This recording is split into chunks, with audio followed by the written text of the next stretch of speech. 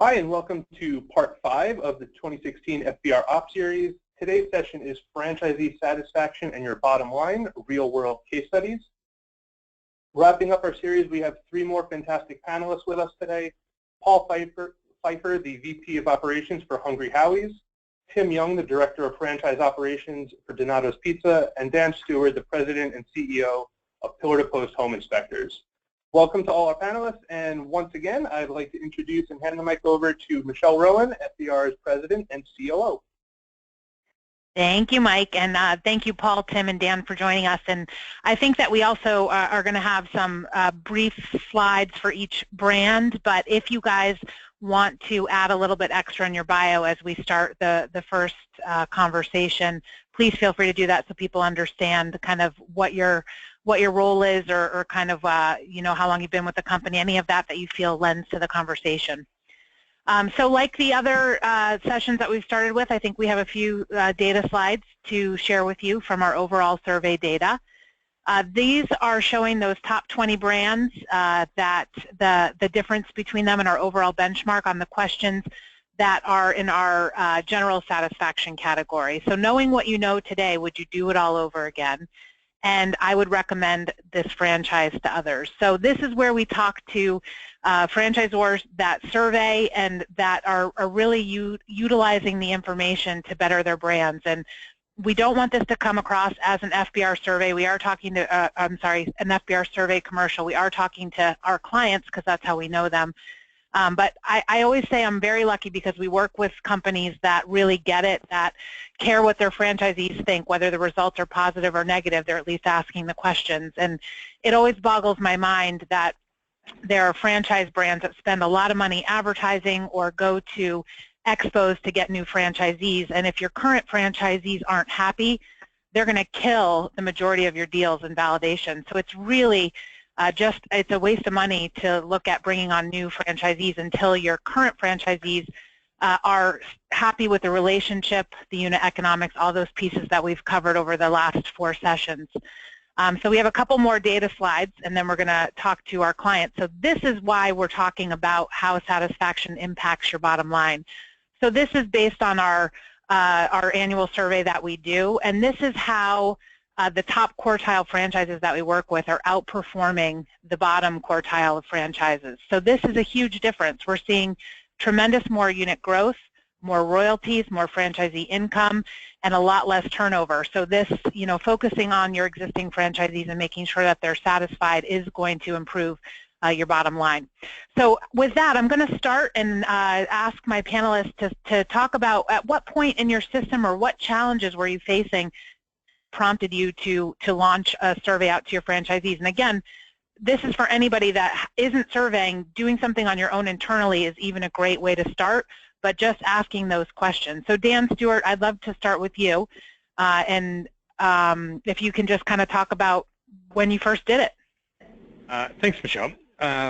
So by way of brief background, we are a home inspection franchise, which generally means owner-operators, small units. The owner is the operator, may have 1 or 2 employees, and in the olden days, very much a buy a job kind of an opportunity. Certainly grown beyond that. We began survey in 2007, and 2 things had prompted that. Number 1, the ownership of the company had just changed, and there was underlying angst around that. The company had not been well run prior to that, but new owners sort of bring new expectations. And then number 2, because we were in the real estate industry, the real estate recession actually started in the 2nd quarter of 2006, prior to the rest of the country catching up in 2008. So we had gone from a period where our franchisees were making lots of money fairly easily, and now there's a new owner. And by the way, I came in as the new president in 2004. So there was lots of view that it was my fault that things were going to hell in a handbasket. And what we just found is there was so much noise that we couldn't get our arms around it to sort out anything that could be actionable. And therefore, all the staff, the whole organization felt very defensive because a franchisee could always find something to sort of spike at. And we were running with a lot of opinions, whether it was franchisees in general, the FAC, staff, and we just needed to get some quantification and more specifics around it, and that's really what caused us to choose to go and become involved with FBR at that time, really not even knowing what the heck we were doing. And as I said to the FAC at that time, I wasn't even committing to share the results with them because I didn't know what we would be getting. So I wanted to see what we would get before I would get sort of, the place where I was prepared to share it. Great. So I think that's common when there's new leadership or ownership in place, that sometimes you don't want to ask those questions because it can be loaded on how the franchisees are feeling. But it's great. It sounds like you were trying to find a way to figure out all that noise, what was impacting the most franchisees rather than the loudest franchisees. So that's great. Paul, how about you guys? When do you remember getting involved in the survey, or what triggered the reason to reach out to your franchisees and gather that feedback? Well, I believe it was 4 or 5 years ago I already started. Franchisees, it's similar to what Dan said. The franchisees, they're always going to have some complaints. And when you get the field staff coming back or people here in the office, and they look at it differently, and everyone has their own opinion. So the best way that we felt to start was let's do a survey and let's start asking the questions, and let's start narrowing down what the real feelings are there. What is it that franchisees as a whole think we need to work on first? And each year we've made some improvements on certain areas to do that, because we've done it with every department, a few questions in every department in the company, and get the franchisees' feedback. And it helped us get started with an FAC and an Ag Council and everything else. So it was a good thing to look at, and it took away, I think like Dan said, it took away everybody's opinions in the office, got some facts. Great. So facts supporting the emotional or the anecdotal information that you guys were getting. That's great. And Tim, how about you at Donato's? At what point or what triggered you to say that we really need to get this feedback from our franchisees? We have been involved since 2012. And 2012 was a big year for us because we transitioned our system from being 70% company-owned, 30% franchise, and we flipped that. We are currently about 70-30 franchise store, 70% company, 30 at this point in time. And I would say, even though we were involved in 2012 with Franchise Business Review, we didn't do a lot with the information. And when it came into 2013, there were those that thought, well, hey, we can do our own survey, save a couple bucks, and that was the path we went down. And it was interesting because what we really found was it wasn't less expensive to do by the time we did the follow-up, mined all the data, did all the follow-up calls. But most importantly, we were missing the industry benchmarking that I have found to be really important. And so what we've done since then is really we have rallied the organization around a Franchise Business Review. I think many companies probably do employee engagement surveys, things of that nature. And this is really our engagement survey with our partners. And we take this data, once we get the feedback, and we actually follow up with every one of the partners to understand or clarify some of their comments.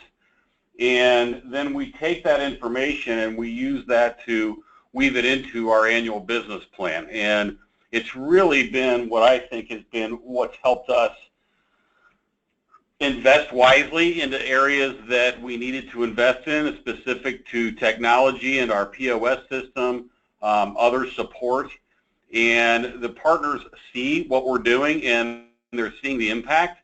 So we can actually equate that the business planning that we go through internally as an organization, we also cascade that out to our system. And the Franchise Business Review information is critical to really set the foundation for our annual plans right now. Great. So your franchisee feedback is helping you drive what's on your plate for the next year on changes or tightening up things. So that's good.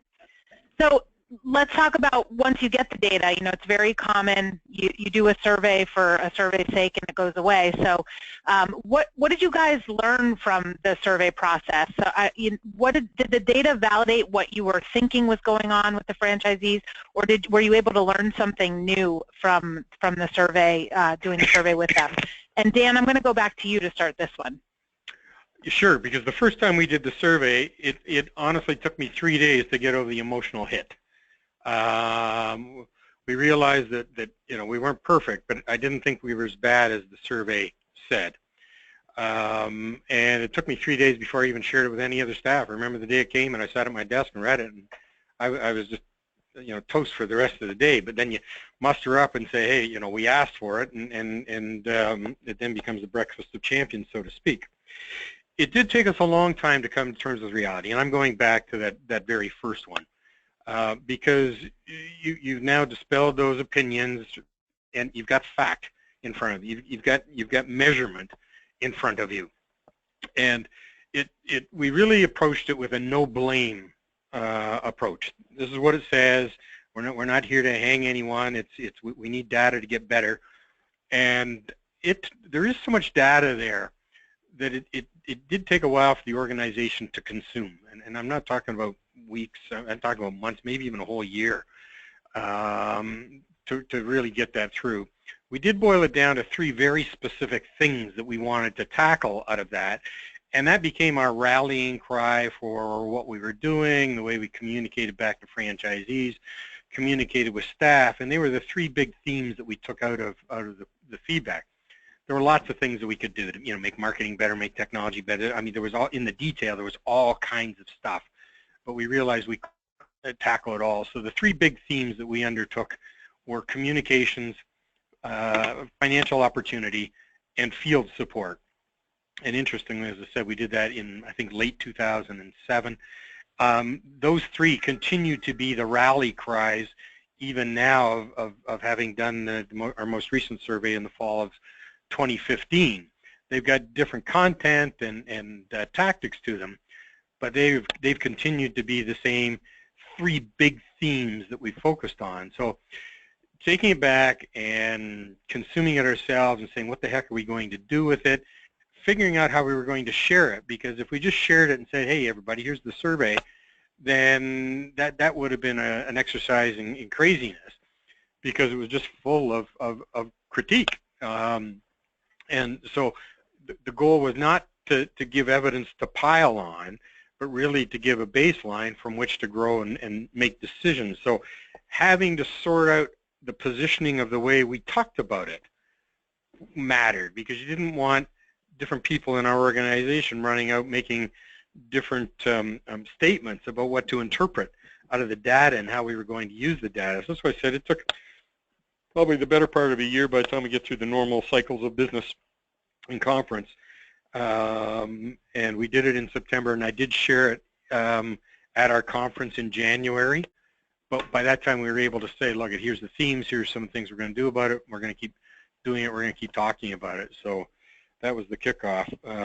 Today, it is much less edgy and damning, but now you just keep digging into it to say, how do we find those not just inspirations, but those measured areas that we want to practice continuous improvement in, and just keep going at those, and year after year we just keep going at it. Great. So I get that a lot, where there's a lot of ego in this, and feelings can get hurt when you start looking at the data. Paul, was there, going through the process, was there more of a defensive tone from your staff in reading this, or you know, how did you guys share the data with your team, or any surprises that came out, or how did it validate what you were thinking was going on? Well, you can get in a lot on that. It definitely hurt feelings, the very first one that we did, because you know, everybody wants to think they're doing a great job, but franchisees will tell you completely different. They have a different view at the business than we do. They're looking at just their 4 walls, and we're looking at, you know, hundreds of stores. So that different view creates a little conflict in communication. So when you ask the right questions, you see what's really bothering them. we were able to put strategies together and pick a couple things each year to really work on and improve. And we started with anything that was under what the industry benchmark was, is, well, we better improve there. And we would work on that. And as we got even to the benchmarks, we would ask different types of questions to see if we can get, above it. Are we improving? Or a different angle where we thought it was. Communication is always a big one. It's in there every year, and you just have to look and see how you improve on that, because there's so many ways for everything that's going on in the world to get lost. Just communicating with them, and the field staff is huge. We actually do extra ones for the field staff after this main one here, just to stay in touch with what the franchisees' expectations are, and are we meeting their expectations, and are we helping them improve their business. So we got through that first year and realized it was there just to help us get better as a whole. And if you talk to franchisees now from 5 years ago, you would see a big difference in their response. Yeah, and I think, the first time that you do this, I think it can be a little shocking, one, because you're not ready for it. Hopefully you have your helmet on. But I think that the first time franchisees get the chance to spit it out, they really will give it to you. So I think that that's something to keep in mind. You mentioned something, Paul, that I caught, was that it's sometimes their perception of what's going on. So I think that's good that you're at least knowing where they stand, and then you have an opportunity to adjust their expectation or to fix things, really an issue there. So that's good. And then if you keep asking them, they're hopefully not going to keep complaining about the same things that are 10 years old. Well, yeah, that eventually goes away. What you get is the first one we saw, you don't get as much participation as you like, because they all think they're going to be blackballed if they make negative comments.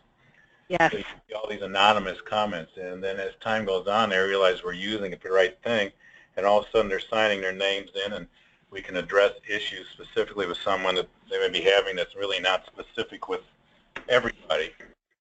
So we've seen that change over time. No one thinks they're going to get the fault that are blackballed because they made a comment. So. Yeah. Great. So Tim, how about you guys? When you went through it with your leadership team, were there surprises in the data, or did it solidify what you thought was going on with the system? What was your experience? Because I'm in the field a lot, probably 60% of the time, and so I had a pretty good idea what was going to come our way, and it did, and that didn't make it any easier to everybody else's comments. Because of how hard we work on that relationship with the partners. But the eye-opener really was communications, to the point of the other two gentlemen, because what we found was, we had communication going out from all over the entire organization, different disciplines, different departments, and it was a little bit of a free-for-all of what was getting sent to our partners. And the first thing we did is we changed all of our communication protocols, and it's now funneled through franchise operations, and we actually review all communications to our partners because we're very confident we can ask about 95% of the questions they're going to have, whether it's a marketing or information and technology question or message, and when we want to make sure it's buttoned up. And that has been very helpful, and that is what's now set the stage for us to retool our own intranet. Because we'll be able to then just send out notifications of where partners can now go and get the communications, and we don't have to push everything out. That has been very helpful. And then it was the same. It was a surprise for a lot of departments who thought they were doing great, but once they understood, we found a lot of process breaks throughout the organization, and that's one of the things we help folks with, is how to fix the processes, how to streamline. And the final piece for us is our franchisees were asking us for expectations, and clear expectations of them as franchisees, as well as clear expectations of us as a franchisor. And that's been very powerful for us. I would call it that it's really set in motion the last 3 years, a mutual accountability throughout the system for both the company as well as the franchise partners. So I'm very pleased with what we're getting out of Franchise Business Review and how it's helping us. And Tim, that's a great point too, where you say, you know, you're in the field, you're talking to the franchisees, but in a lot of systems that are larger, that upper level of your staff or your management team isn't necessarily talking to franchisees every day. So asking your franchisees to give you that feedback is a great way to make sure your operations, your development, your marketing, your senior leadership teams are all on the same page and setting those same expectations. So that's a great point. So let's talk about how you're using the results. You guys have all kind of touched upon it, but I love the specific examples you're giving. But sometimes when you're looking at this data, there's usually two ways that you can use it. One is to make actual changes to improve things. The other is to just use it as a way to focus on that relationship you have with your franchisees. You know, I heard from Tim, you said, just changing the way that you communicate with them, you're showing that you respect their time, and so you're trying to limit the amount of noise they're getting from the corporate staff, but still trying to get the pieces of information that your staff needs to do their job. So I really liked that. Paul, I'll go to you. Do you have any other examples you can give on ways that you used the data, the franchisee, either the open-ended comments or the actual data in each area, to make changes in the way that you're doing things or supporting your franchisees?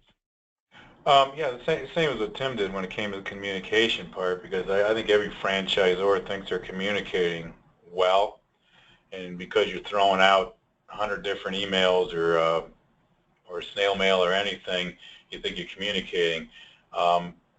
It helped us put together different ways through an internal intranet and everything, but notifications.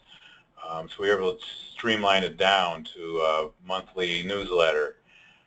And just ways to get things to franchisees, because what we were told is they don't check their emails every day, every hour like we do. So we actually can send them alerts on something and say, check your email for an important update, so they can see that on their phone.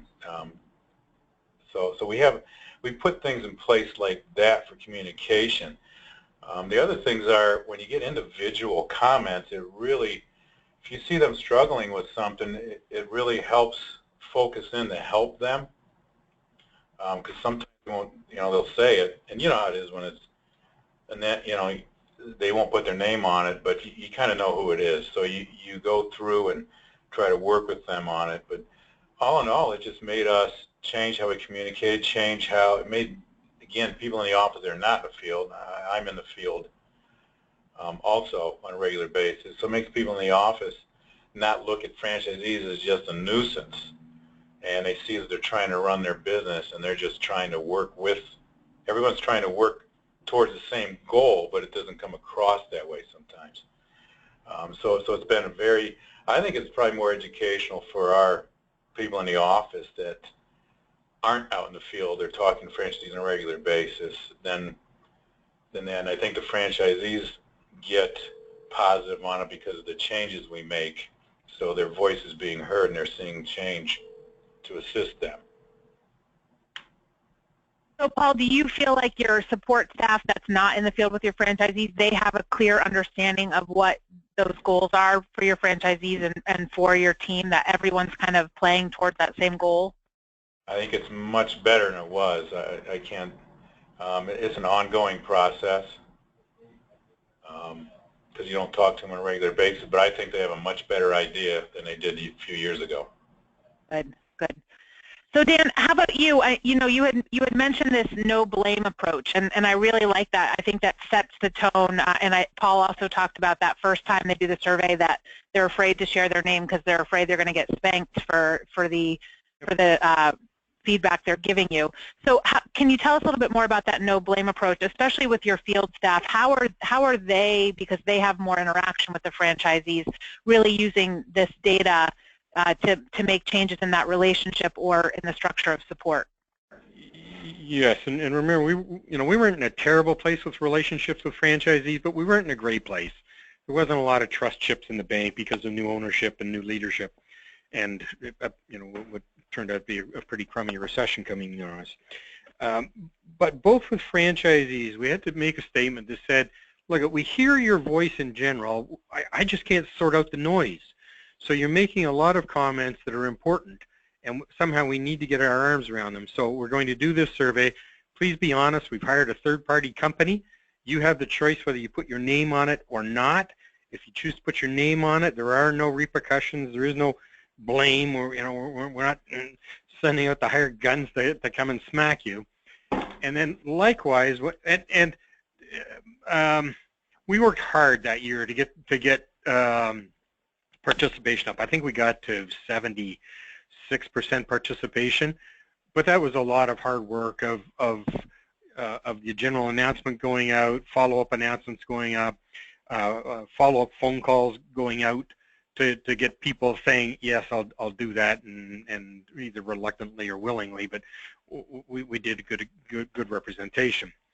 The other part of that no blame was when we brought it inside, and if IT support was getting beat up in that survey.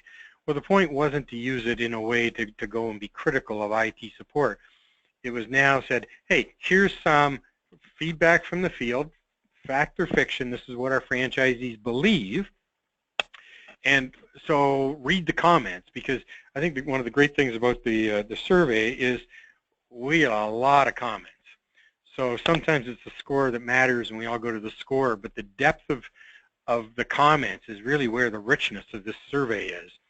And you could get in there and you could see that perhaps we had misaligned expectations. They wanted to be us providing IT support after 5 p.m. Eastern time when our IT people go home, and so they're being super critical. Well, we have never offered IT support after 5 p.m. So it wasn't so much it was a behavior thing. You could just now dig in to getting at the heart of what some of those areas of discontent were. And I'll certainly agree with Paul and Tim on the issue of communication. We realized their feedback, the franchisee feedback, was very loud in that they said the people at the home office are crummy communicators. And when we looked at it through their eyes, you could see that the IT department would send out emails, accounting would send out emails, marketing would send out emails, operations would send out emails at any time or day.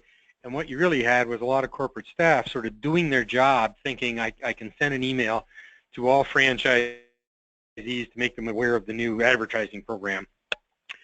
But the poor franchisee might be getting 5 emails a day. And what we also realized is most people cannot write emails that can be understood by a franchisee.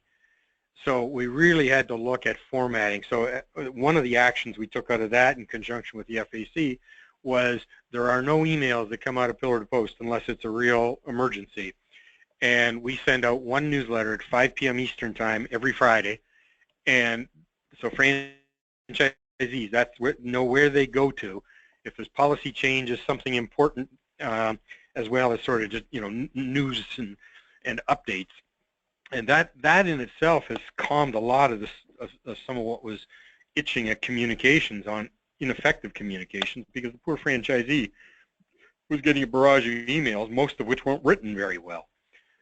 So when we're able to say, look, we heard you, now we're taking action, I think one of the things, and boy, I could go on at some length, Michelle, you just tell me how long you want me to go on here, of the things that we have done because of that feedback. And the most significant thing that I did the year after is I changed the organizational structure and created a new field leadership role, and ended up filling it with a person who was a franchisee. He sold his franchise and moved over to the company side. So he'd been a former FAC chair, so he's highly regarded in the field, and he's just done a marvelous job in taking on that role of field leadership.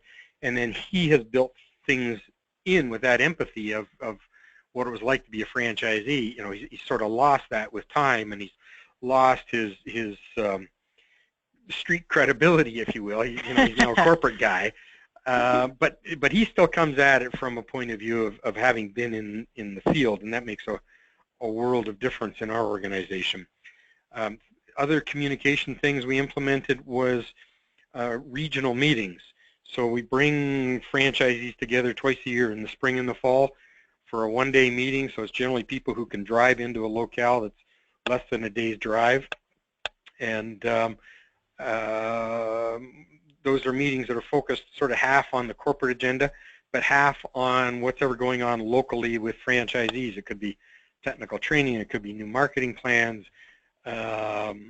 And that has brought a different degree of camaraderie into the business and cohesiveness that has made a lot of that us and them go away. So it's a combination of a lot of things. I can't kind of say that there's one thing that's the aha, but the big aha is you got to stay at this. You got to pay it respect. We go out of our way to constantly communicate with FAC and franchisees where we have taken action on something that the genesis was within the survey feedback, because we always want them to see that cause-effect relationship, so that they excitedly, maybe that's a bigger word, but so they're excited to do that survey each year because they do know that it leads to something. So last year our survey response was 67%, and we did no follow-up. So we didn't do phone calls, we didn't do anything other than the announcements, and we did that on purpose. We could have gotten more, I think, with follow-up, but it was really part of the goal was just to see how this thing had become institutionalized with our franchisees and what level of response we would get unaided. So that was pretty decent. Great. And you mentioned that you share the results of the survey, or you make them available to your franchisees, so I want to go to that. Paul, are your franchisees seeing how everybody is responding to that survey, or how do you convey what's come out of the survey with them? We really don't do anything official on it. We'll say at our conventions, and we're going, as president of the company is speaking, he talks about the weaknesses and what we're going to do on it. We also talked about, are the franchisees getting more satisfied? So we're kind of using it more internally. I use it with the FHC to let them know what's going on from other franchisees' perspectives. But we're using it more as an internal right now to improve. I guess that'd probably be the best way to say it. Yeah, we're not throwing out the whole survey on it, but they do know where we need to improve on. So we try to be upfront and honest about where our weaknesses have been and what we want to do to get better at it. Great. And Tim, how about you guys? How are you sharing, or are you sharing the survey results so that franchisees know what other franchisees are saying, or do you just highlight kind of the strengths and weaknesses that you're focused on? We're very transparent. I actually send the entire report for those that want to review it, because that then allows us to really focus in on the key areas. And my example would be for last year, we've made some significant investment into technology for a number of different reasons, but also to primarily drive online and text messaging. And by doing so, we created a subset or a sub-advisory council that's a technology council that's comprised of 3 of our larger franchise partners. So everyone knows that there's franchise involvement in these things. And we had some nice, and we'll have improvement this year coming up on this year's survey with the technology side. We made decent improvement last year, but I think this year we may be in a leapfrog situation with what we've done, because we've redone our website, we've invested into the new intranet now, and some other technology platforms with online and texting, and they all know that and they see that. So, a very similar thing has been done on the marketing side, Michelle. What I'd share with people is, on the pizza side, and Paul, you'll know this, we have a ton of data that a lot of concepts may or may not have, because all we need is a phone number, and we have pretty good history of our customers and their behaviors. And one of the things when 2 years ago we had pretty big marketing opportunity, and we started a program called Project Impact, and Project Impact was how do we dispel the myth of 50% of your marketing dollars don't work, we just don't know what 50% it is. And I would say that our project team, through all the testing and the control groups and the data that we've been able to use and mine from our own business, has really helped us get smarter with our marketing dollars. And that's been a huge win with the franchise partners. That's great. That goes back to the transparency too, so that's great. You're really using the data. So Paul, I want to go back to you and ask, beyond surveying, are there any other ways that you guys include franchisees to help identify issues or implement change or improvements that you're rolling out to the system? Well, the FAC has a big part in that, and there's also another Ag Council. But the FAC, we run, from a operations perspective, is we try to run everything by and through them. We'll even test some things in their stores first, and get some feedback on it before it goes out. So, I think that's what you're asking, isn't it? How we? Yeah. Just beyond surveying, what other ways are you making sure that franchisees are included in what's going on, or that you have your finger on the pulse throughout the year, not just in an annual survey? Yeah. But the funny thing is, the FAC doesn't get a lot of feedback either, unless they keep digging. I don't know about anybody else, but the franchisees don't seem to make the time to give a lot of feedback unless you keep asking for it. That's a great question. And that's why. Let's ask the others then. So, Tim, how involved is your FAC, and are they able to extract feedback from your franchisees ongoing? Yes, and we're 150 stores, and our franchise advisory council is very active.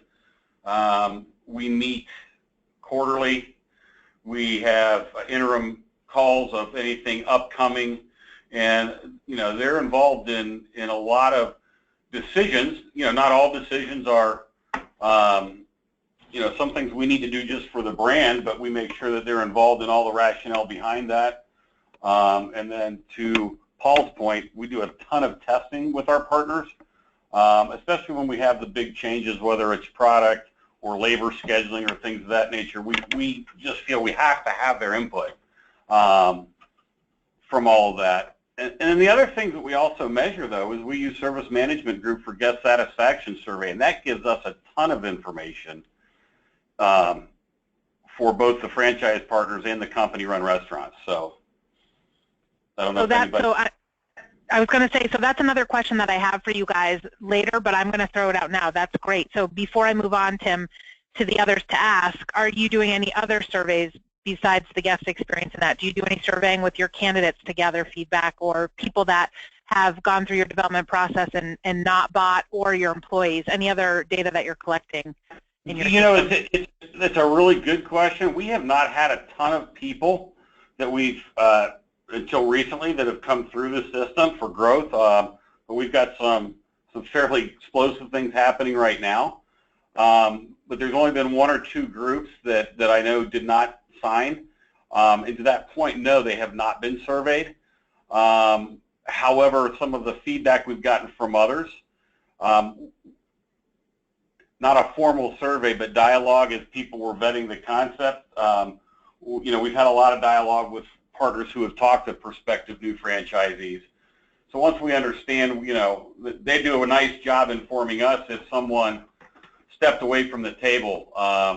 They do a really nice job letting us know why, because again, we're a pretty close-knit group, so nothing formal, though, at this time from that perspective.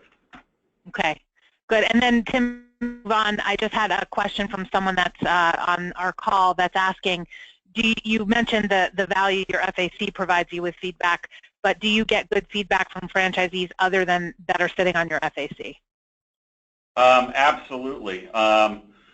The FAC is obviously very strategic of a balance of different backgrounds, but a lot of the work that myself and my counterpart do with the partners is we've actually developed a lot of programs for the system, working outside of the DAC, working with just individual partners, because we're always looking for what's that next really big idea. And there was a delivery project that we've been on for 3 years. It's just meant double-digit growth year over year on our delivery side that we really developed with a franchise partner that is not a DAC member. So, yeah, there's just tons of great ideas out there. I mean, that's why I like what I do, right? I get to steal shamelessly and listen to everybody else's great ideas. Great. No, I love it. I love it. So, Dan, how about you? First part of the discussion was your FAC, are they getting good feedback or continuous feedback from your franchisees? And then what other ways are you getting that feedback or involving your franchisees beyond surveys in your system? Sure. Yeah, and just for a little bit more context, when we started this process, we were at about 320 franchises. Today we're at 535. So we've also gone through considerable unit growth, and that takes account of about the 150 that we decided to mutually part company with during the recession, because we saw that they just were not going to be part of the way that we wanted to look when we came out of it. And I say that because it's one thing to get information. When we were 300 strong, I could say I knew every franchisee. I could see them visually. I'd know their name. And then as we started to grow, I can't rely on that anymore. So the systems have had to become more integrated, so the feedback loops have become critical. FAC struggle as well in getting feedback from franchisees. They get it when there's a hot negative issue around, but when things are generally good and there are no burning platforms, they too are exasperated at times with lack of feedback, because they'd love to be active. We have a very great FAC who are elected by their peers, and so they stand for election, and it's always a contested election, and they want to have a part. We have also now, and this goes back to sort of the communications and engagement with franchisee feedback of the survey, we've had to build other mechanisms. So we have a marketing advisory council, we have an inspection advisory council. We will often put together ad hoc committees to take on a special project, meaning they have a start and they have a stop to them. We also use Net Promoter Score to survey all of our customers, and that feedback flows directly to the franchisees as well as to their field manager. And so we tried to build a number of continuous loops in that really have at its heart the customer experience. And because if we're not focusing on the customer, the franchisee is the vehicle by which the customer experiences our brand. So we have to have all of those pieces aligned. So as I said, we've just had, as we've grown, we've just had to get a lot more good feedback loops in place that become ingrained into the DNA, hardwired into the way that we run the business, to the point that even in our monthly management review, half of that, whereas it used to be all financial and operating performance, about half of that review is now focused on, let's just call it the brand experience side of things. So what the NPS data is telling us, initiatives that we've got in place to help franchisees be stronger at brand experience. So I hope that answers your question, Michelle. Yeah, no, that was great. And somebody is asking who you use to measure your customer satisfaction. We use a company by the name of Listen360. Great. Okay, so Paul, so I kind of side-railed you with the FAC because I just wanted to get you some feedback. If it sounds like it's easy to get feedback from the franchisees when things are going poorly, but more, how can you get feedback from the franchisees continuously when things are going well? So I don't know if they gave you any help on that. But how about for you guys, are you doing anything else to get feedback from the franchisees beyond the survey, or are you using any other survey tools to gather data in different ways that help you guys?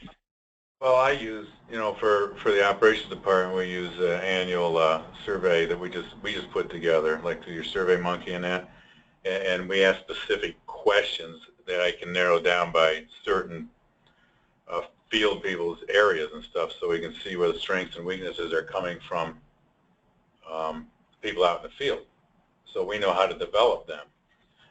So we get a little more specific there. And how frequently are you doing that? Are you doing that after they have an interaction, or are you doing that once a year or at a certain time? It's a once a year right now. After each visit and that, I mean, I know the franchisees well enough to call them and see where they're at. Don't do that all the time, but if we're developing someone, we will stay on top of it a little more. From a customer survey perspective, we're doing our own through our website. People can put any feedback they want in it, and it goes to the franchisee directly when they hit submit, and the franchisee can respond. We can respond within the hour on anything that they need, and we keep track of the metrics per store, per franchisee, and for the company as far as what's the #1 complaint and, you know, where can we improve. So we've got all that going on. That's great. I love it. So Tim, I want to go back to you, and I think what I'm going to do is throw up that last slide, or I'm sorry, the data slide that we shared. I want to go back to that and just ask you what kind of improvements you've seen as you focus more on the things that the franchisees are saying matter to them. So what kind of results have you seen based on the improvements you've made from their feedback? Over the last 3 years, the 3-year, year-over-year growth sales-wise is significant, and it's continuing again this year. We really don't experience any turnover. In our system, we had one gentleman retire, but we've not had you know, anybody actually just leave the business here in the last few years. On same-store royalties, they are up significantly over the last 3 years as well. And then the final piece, for me, that was a crowning moment from last year, was we saw unit-level economics improve on the EBITDA line by 40% just in 1 year. It was just an explosive year for us with growth and financial performance, and it's really been you know, a nice run, if you will, that we continue to want to see, and then it kind of feeds off of itself, to be honest with you, Michelle, because you know, everybody kind of took that hit back in 2009 on the restaurant side, and you know, as everybody's kind of dug out of that, the momentum for us, specifically with better engagement with the partners, you know, listening, engaging in the new technologies, it's just continuing to snowball for us. And it creates a lot of excitement internally as well. So that's what we're running with, and then this year again, we're continuing to set pretty high goals around what we expect to see on sales and on online ordering, and then again to store level profitability, because we have to have it to grow. So that, I mean, that's the motivation is we want to grow. We're in a growth phase as an organization, and we have to understand what our partners are doing. I think the final thing that Michelle, that I would share is also culturally, as we made the switch from primarily being a company organization, we've worked very hard to help educate departments on really what is the profile of a franchisee, and I'd state it as simply as these are a lot of people that are investing their retirement dollars. This is a legacy for many of our partners for their children or even grandchildren coming up. We're starting to see second generation. And, you know, I think it's easy for a lot of company folks to think that sometimes a franchise partner is just somebody that's got a whole lot of money and, you know, they have a lot of intense feedback just because. And we've really changed that culture and that outlook, because that's not the case. And for me personally, it's I've been on that side. So I understand what it's like. You know, I wasn't even a franchisee. I was in a startup restaurant company with a small group here in Columbus. So I think the more people understand what it is, what the profile of a partner is, what their goals and objectives are, has really helped people understand that support them, put kind of a different lens on the glasses when they view the franchise partner. Yeah, I think that's great, and I think that goes back to Dan's point of they put a former franchisee in the position to help in the field, and that lends a little credibility, but you can certainly show empathy for someone's business or understanding without being in that role, but I think that definitely helps. So I think that's great that you're educating them on something that they're not experiencing every day. I will say some of our clients do a really great job of tying this feedback into company goals or performance reviews, and that's another way to get your whole team that's not in the field and dealing with your franchisee on a daily basis more focused on providing good experience or interactions with them and support. So another idea is if you tie someone's bonus or review to it, they'll focus on it pretty quickly. So Dan, I'd like to go to you then and ask, have you seen improvements in these areas that we have up here or in other areas since you've been implementing more franchisee feedback in how you're supporting them or what you're delivering? For sure, and let me sort of break it down into, as I said, we started in 2007 and we worked our way through the recession. The feedback from franchisees was really quite instrumental in trying to figure out what we wanted to be when the recession would be over. And then post-recession really has become down to implementation. So, we are a growth-oriented company. We're at 535 franchises. We have a line of sight to 1,000. And to Michelle's comment earlier, we realized that you can't have growth if you don't have happy, successful franchisees. So as much as we were excited about our growth, it really caused us, I'll call it in that late recession area, to really dig in hard on franchisee happiness and unit profitability and communication. There was no sense firing up the recruiting machine. And so one of the differences that we have now that is incredible is we get, generally great validation. I'm not saying everybody's happy, but it's awesome when we have new franchisees coming in and they say, listen, I talked to 10 of your franchisees and virtually all of them, just had great things to say. The other great thing that's come out of that validation is when you ask them, well, what was the key message that you heard out of talking with other franchisees? They would say, they told me to follow the program. So it wasn't just validation about being in pillar to post. It was also validation that franchisees believe the things that we are doing matter to their success. We have doubled our business in the last 4 years. We will double again in the coming 4 years. Entrepreneur ratings, we think when we started this process, we were somewhere around 400. Today we're at 102. So I can look to a lot of measures. Unit productivity and profitability are both probably, over the last 4 years, have probably averaged at least 10% gains per year. So it's been a continuous progression. And the thing I would just offer is none of this is a silver bullet, but if you don't have the data and the ability to use the data to make decisions and to communicate, whether it's the staff or franchisees or the outside world, then you really just, you're going a lot on opinion, and franchisees are counting on us to too great of an extent just to allow egos and opinions to run the business. You've got to get data-based decision-making implemented in the business, and that's what's been critical for us as we have grown from what I'm, calling a big small company to becoming a small big company.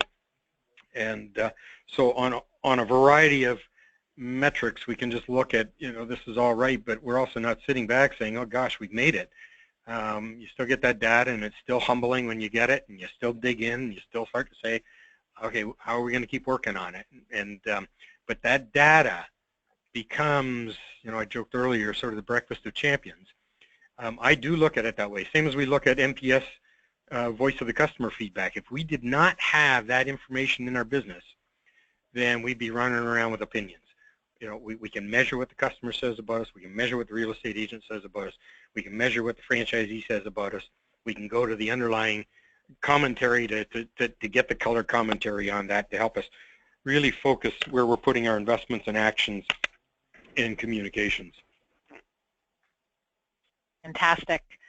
And Paul, let's wrap it up with you on this question as far as improvements you've seen in these areas or other areas from the changes that you've implemented. Well, overall, we've seen, all improvement. I mean, in the pizza industry, Tim will vouch for us that, we're all doing a happy dance with commodities over the last few years, so that helps the franchisee income by itself there. But also, with the information we've had, I think we've been able to make better decisions. I mean, we're going on 6 years of same-store sales increases year over year, and that doesn't happen by mistake that long. You do it for a couple of years. It happens by getting everybody working as a team and getting on the same page and making improvements to where it's going to benefit everybody the best. And, you know, same thing as it goes, the prospective franchisees calling other franchisees now, you know, you don't have to worry about who they're calling. You're never going to make everybody happy, but if they call 10 people and one person says, I don't like it, you can probably look at where their sales are compared to the chain, or their profits are compared to the chain, because they're not controlling their business properly.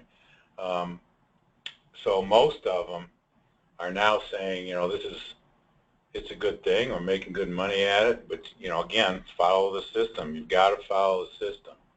If you don't, that's where you're going to run into issues. So it's basically the same thing, but I think it's helped us make decisions without as many mistakes as we probably would have made in the past. So.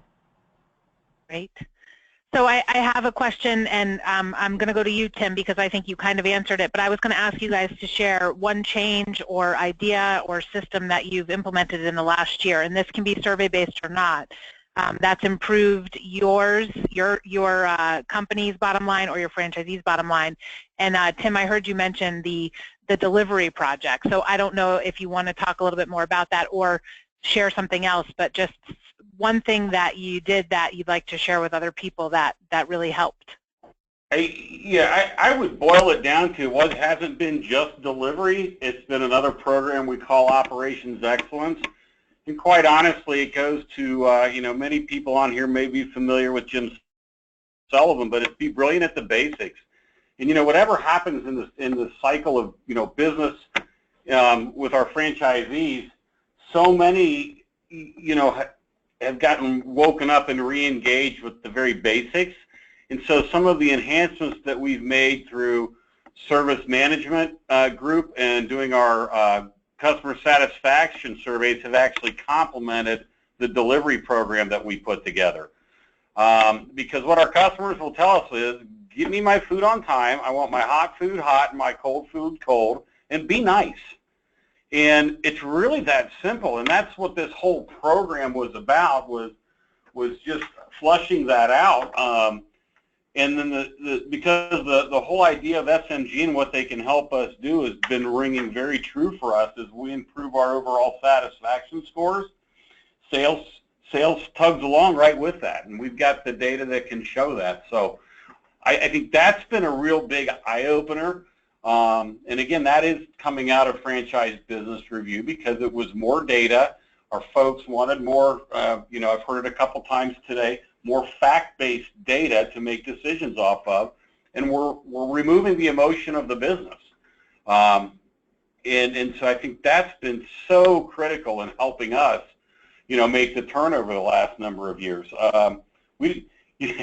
My opinion doesn't matter much anymore. I just kind of present the facts, you know. And it's really made it powerful for our system.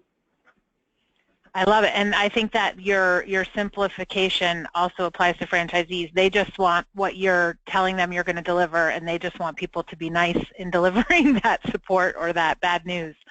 So that's good. Paul, how about you? Anything that you want to share with everyone? Well, you know, we've been doing it for a few years here now, so we're just tweaking things as it went on over the years, you know, from feedback from customers and franchisees when it came to online ordering, to all the technology initiatives, to what the field staff needs to focus on with the franchisees out there, and then just revamping and how to assist franchisees with the marketing. You know, what we found out is everybody thinks they're a marketing expert and nobody knows marketing. So you have to educate them on it and get them to buy into it, and that you know what you're doing. And the facts, feedback from what we're getting with our online and other marketing tells you it's on track. And when you get that fact, they can't say, well, I don't think it's working. Well, here's what it's working for your store specific. And with the way marketing is changing and how to get to your customer now, it's even more important to get all that feedback of what's working and what's not, and not wasting your dollars on stuff from 5-6 years ago that used to work, which went back, Tim's, you know, 50% of your marketing dollars aren't that effective now. You can track that now, and Yeah, that's great. that be a lot more effective as you go on. So. Well, and just like you said, that nobody knows all the same things, or nothing works across the board in most cases with marketing. So it's great if you're giving the data to them down to their location. Yep. And how about you, Dan? You want to wrap this up with something that you'd like to share?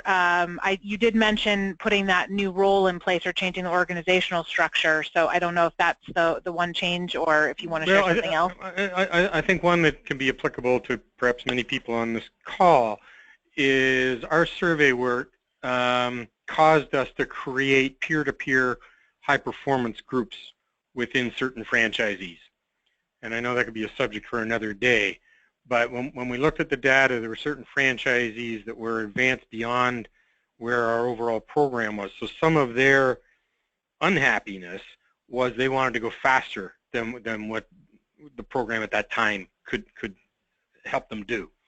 So we just pulled them aside, and over several years have created a number of these high-performance facilitated peer-to-peer groups.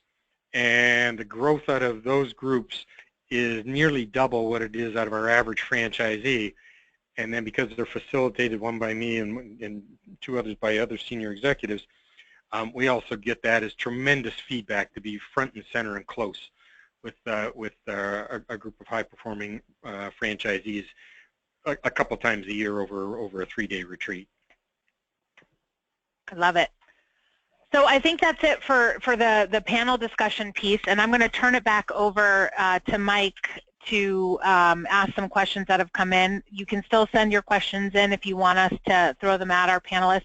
I do really want to thank Paul, Tim, and Dan. Your teams are so great to work with, and I just appreciate you guys being open and honest and sharing what your experience has been with others. And hopefully you're encouraging anyone that's not done a survey to at least do something internally and start asking those questions, and to buy a helmet before they get the feedback from them. So thank you guys all, and Mike, if you want to tackle some of those questions. Yeah, thanks, Michelle. Great conversation today. And I did just chat out the link for the final feedback survey for the series, so that includes today's session as well as the series overall. So we'd really, really love some of your feedback on that. So to get to the questions, we have a few lined up. And I'm going to start with one that came in a while ago. Just a general question about if the panelists are sharing with their franchisees the positives that come back in the survey, so what the franchisor is doing well. And I'm sure that's something that if you're sharing your data that you do share inclusively with that, but is it something that you highlight, and how do you do so? So I'll start with Tim on that question. The answer is yes, because of the fact that we do a follow-up with each partner around their comments and whatnot, we now have enough history to talk about the improvements from the previous year. It reinforces the importance of really getting the input from our franchise partners, and it really puts the positive at the front and center, and because now there's the trust that when we get the feedback that we're really doing something with it, and we're taking that very seriously. So it's been a lot of fun at our franchise conference the last 2 years to talk about all the positives that have come out of a previous year, and generally from this type of survey. So it's building a lot of confidence. Great. And Dan, what about you? How are you sharing the positives and strengths and highlighting them? Yeah, it's evolved over the years. We used to take the approach that transparency was important, and I would go on at far too great of length at the conference with the details of the survey, and then I would hold webinars. And the truth was, people were more interested in the fact that we did the survey than the details of it. So now our conference presentation boils down to the top 3 or 4 things and the bottom 3 or 4 things. So we try and keep it equal, sort of one stroke and one poke. And that way we're trying to decipher what is a lot of data into very direct points that can be consumed and understood. And so we have found that is now working for us. As I say, the top 3 or 4, depending on the spread between the 3rd and 4th issue, and the bottom 3 or 4. Great, thank you, Dan. And Paul, let's go to you on that question as well. How are you showing and highlighting the strengths in your system? Well, basically, same way that Dan says. When we have our annual convention, we'll go over what everybody thinks we're doing well, and what are the things that we need improvement on. And we keep it simple like that because we do ask a lot of questions, and the franchisees really want to know what's worked last year and what are you going to do to make it better next year. And so we put those two together just like Dan does, and try to put a plan together to fix the lower scored ones. So. Perfect, thank you. Dan, I'm going to come back to you. There's a couple questions that came in specifically about something you were talking about. The person's asking what company or brand sent out, okay, so this was for Dan for Pillar to Post, sent out the specific field support survey. And can you talk more about the field leadership position and what the role was, what department that person was in? Sure. So if I were to characterize it in really broad strokes, the field operations at one time did the bidding of home office. They chased down money, they chased down documents, they harangued franchisees for stuff that you harangue a franchisee over, and did a little bit of coaching. So we realized we had that just totally screwed up. And that's what bringing in, I interviewed a lot of people from a lot of franchise systems for that leadership job. And when somebody said, hey, have you looked inside your own organization? It was like a light bulb going off. And so whittled it down to two people who were in the organization, both as franchisees. And you kind of have one of those phone calls that says, hey, I got a thought, and it's out of the blue, but let me share this idea with you of this role. And because there were two of them, I said, look, one or both of you may not get the role, so I want us to be friends afterwards. So we need to have that clear, but there is a process that I'm not offering you the job, I'm offering you the opportunity to apply for the job. And so it really became a role that said, let's look at what the organization has to do, focused on franchisee happiness and success. And we really use those words, and then it was defined by achieving their goals and going after their dreams and delivering a great Pillar to Post brand experience. And so it's just evolved along the time that we've been able, we changed all of the field leaders except one. We have a leadership team of 9 people, and their jobs, accounting could no longer send we call them regional directors. Accounting could no longer send the regional director out to collect money. The admin department could no longer send them out there to harangue for documents. The focus was on coaching to say, what are your goals? How do we help you get there? And if you're out of compliance on some brand standards, then let's have a direct discussion and get you on it. So there's a little bit of policing for sure, but try to put it in a focus that this is all about your success. Part of it is just taking that tone and being sure that the people who are in those roles behave that way and talk that way and focus that way, and ever being vigilant in the home office that the old practices of the world evolves around home office do not creep out into the field. Mike, I don't know if that answers your question. Yeah, absolutely. Thank you, Dan. Yeah, that's great. And I do want to just correct myself. I misspoke a moment ago that the field support survey, they asked which brand did that. That was actually Hungry Howie. So Dan's response was about the leadership position. The field support survey was done by Hungry Howie's. So move on to the next question. This one came in, Tim, while you were speaking a little bit earlier, so I think this is directed at you. You've taken great steps to improve the overall effectiveness of your communications, and it probably wasn't an overnight success. So did you find that franchisees were enthusiastic about the changes, or was it more of a gradual buy-in? It was 50-50. 50% of them loved it when we changed. The other 50 was gradual buy-in because it was change, and it was pretty significant change. But they also understood what the end game was, which was as we complete our new intranet, that everything eventually was going to go to where they would no longer get pushed information. They were going to literally have to go get it, and we would provide really a weekly overview or cover sheet to say, here's the various communications that have now been posted. And so it's been a stair-step type of process, if you will. So for the most part, everybody's pretty good with it now. We've been doing it for about a year. Great, thank you, Tim. So one person's asking, for a company that's doing an internally run survey, what are some of the critical questions the organization should be asking? And I'm sure that there's many that we could mention here.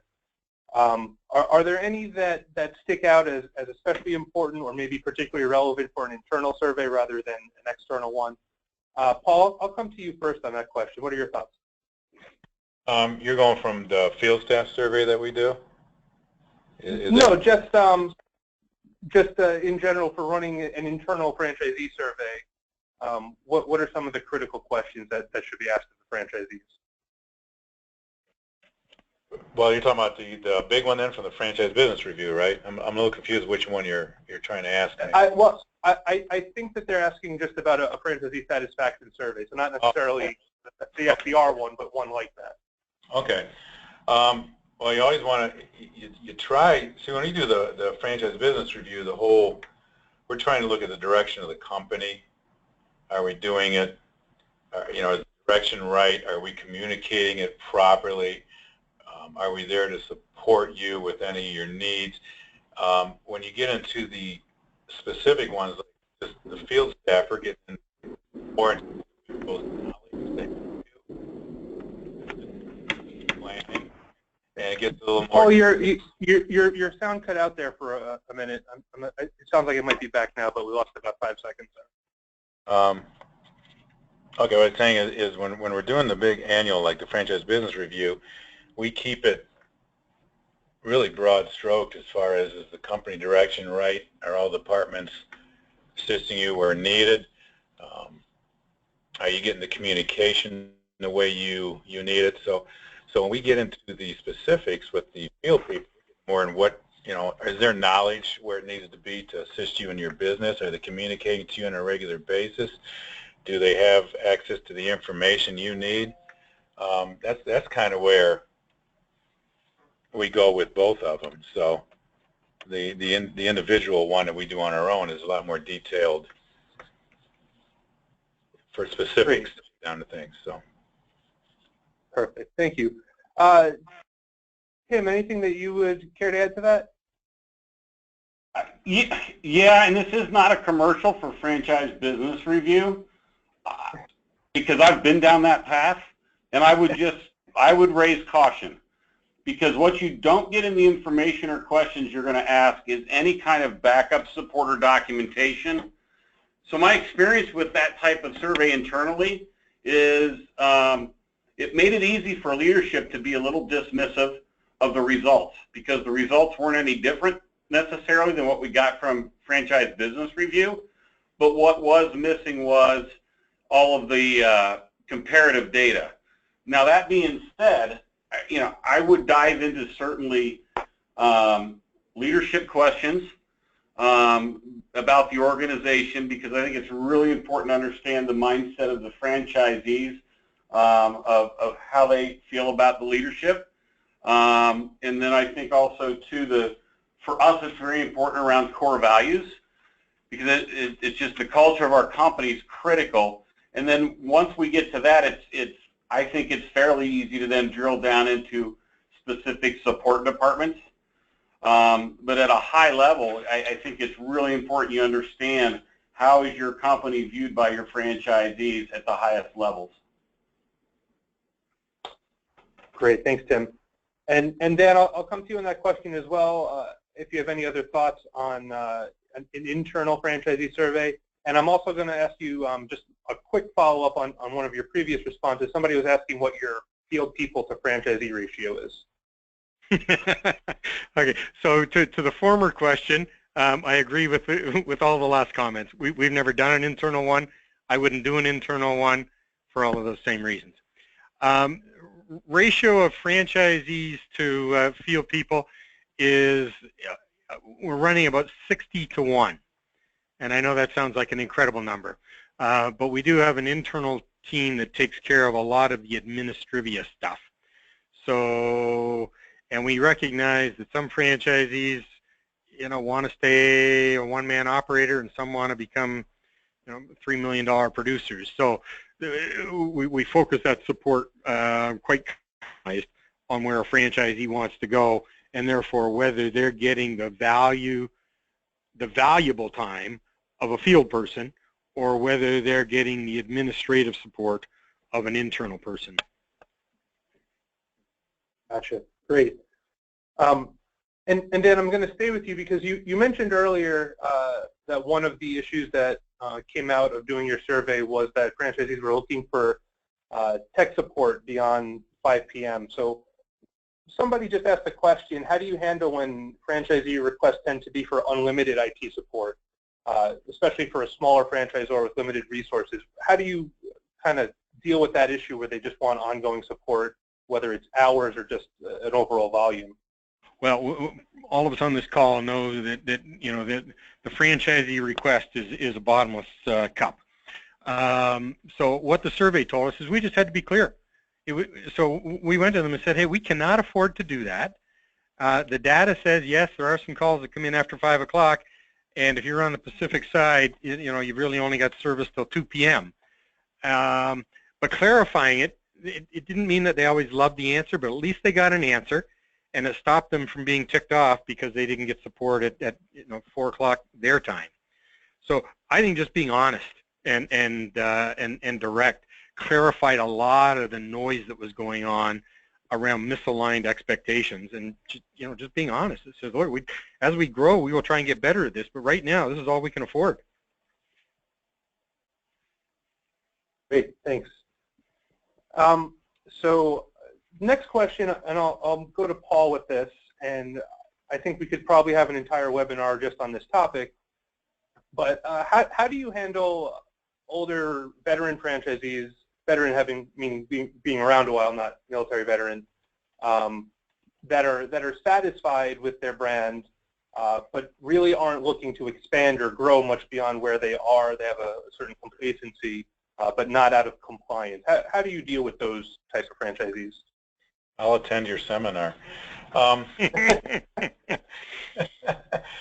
everybody has a goal that they want to, and we try to look at what each individual operator's goals are, and then we go to those goals. If they're happy with where they're at, then what they're just trying to do is make a good living with where they're at. They don't have to expand if they don't want to.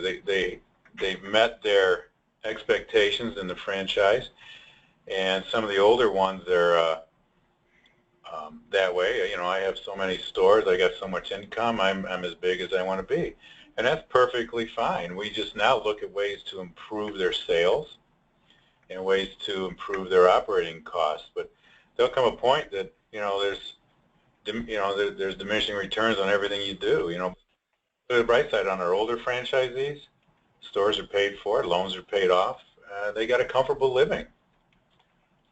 There's nothing wrong with that. So we just bring in new blood that wants to do a lot more stores. So you got them all. Okay, great. And answering what they want, or? Yeah, I mean, if you guys are basically, it sounds like you're okay with franchisees kind of having that attitude to a certain degree. It's just a matter of for brand growth, bringing on the newer franchises that are actively looking to grow. Yeah, and if they don't want to grow, if they don't want to grow anymore, then they're going to have neighbors. Great, exactly.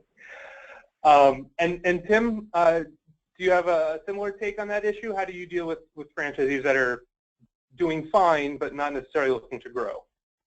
I think Dan's last or Paul's last statement was spot on. If you don't want to grow, that's fine, but you're going to have neighbors, and we're starting to see some of that. And in some instances, it has kind of revitalized some of the folks' interest to grow because they now realize that they don't really want neighbors.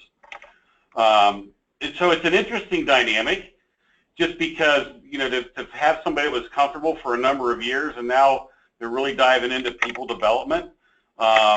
and saying, okay, well, what would it take for me to, put another 1 or 2 units on? But again, there's those that are comfortable, and we're okay with that. You have to be. But, I think for me, what's really exciting that I see getting people's attention is the new blood coming on. We've got a number of new partners that are all millennials, and they are bringing such a different energy into the game right now that it's having some ripple effects very positively in the system. So more to comment later once we get those restaurants open. Right. Okay. And Dan, anything that you would care to add to that conversation about the complacent franchisees? I think there's an element you always want to know your franchisee. What's going on in their life? Is there something there that's they secretly harbor ambitions to grow, and you really need to become more involved with them to get there? Because in many ways we sort of work on the philosophy dance with those who brung you, because they are our existing franchise partners, and if we can help them grow, great. Some are just at a happy place, happy quality of life, happy financially, and we want them to stay happy. And then we will bring in neighbors, again, in a happy way. About 1/3 of our growth of our system is from people who were referred to us by our franchisees. So it's nice to position it that way. Absolutely, yeah. Okay, great. So I have one more question that I'll throw to each of you. And before I get to that, I'm going to throw up this slide. This was that special announcement that we mentioned at the beginning, and maybe some of you saw it in the handout of the slide. We're actually going to, we've been doing this ops series for several years now. We're actually going to start a development theme series this fall. So some of you might be interested in attending. You might have other team members that would be interested in attending. There is a 20% off discount until June 3rd if you'd like to register for that. So the web address is there. You'll be getting that again in the email tomorrow as well. So let me come back and there are CFE credits available for this program as well, another 150 CFE credits for the Dev series. So there was a comment that came in just kind of mentioning that one brand tries to position field visits and support visits as a positive experience where things are kind of documented that are both good and bad, and just kind of create that feeling that it's more of a helpful thing than policing. And that's something that we've heard a lot of times from different brands. It seems to work well. So that was just a general comment. And then the question I have for the 3 panelists to end our session today is, how do you support your Zs in the field, and is there a charge for this beyond the initial onboarding? So how is the cost of your field support rolled in? Is there a fee? Is it just rolled into the royalties, or how do you handle that? And let me start with you on that. Well, for us, the franchise fee that comes in through the license fees is what pays for the support to the field. We do not charge extra for those, for that support, and we very much take an approach to this that our mission is to help our franchise partners grow their sales, grow their profits, and achieve whatever their other goals in life are. And so that's really how we approach the business. We have a separate group that actually inspects the restaurants on a 3 to 4 time a year basis from a standard standpoint. We will get involved with those, but primarily we stay a little more high level on the business consulting to grow the existing business on the sales and profit side. That's our major focus. So hopefully that answered your question. I mean, we don't have a lot of additional fee structure in there. I mean, we actually pay for the guest satisfaction surveys. We thought that was important enough to do as a system. And I think it's a mixed bag out there of some of those various support mechanisms. Great. And Tim, do you have what is your support structure in general, and how is that cost worked into your fees and royalties? So you mean as far as what percentage of royalties, or the primary field support that we have would be marketing and operations, and then we also have IT support that is a fee-based. Each partner pays a flat rate per month for information and technology support, primarily around our point of sale or online services. It's a nominal fee. It's about $165 a month per store. Okay. And they do have 24/7 access if in emergencies. The help desk is generally open till 7, but in the case of an emergency, there is an emergency line that somebody's available for. Great. So that emergency line is not something that they're paying a direct fee to. It's just kind of rolled into other. No. Yeah. Okay. And Paul, what about you? Yeah, there's no extra charge for any field assistance from our visits. If they need any extra help out there, we will go ahead and plan that and help them out, help them with all their store openings. You know, it's all funded through the royalties right now. So there is charges. So. Excellent. All right, you guys have been fantastic. Great questions today from the audience, and a great way to end this series. So I just wanted to say thank you to our panelists, and thank you to everyone who's attended this series. Hopefully, lots of great notes coming out of this, and we hope to see you either in the Op series next year or for our Dev series coming up this fall. So have a great rest of your week, and we'll speak to you soon. Thanks. Thanks. Thank you.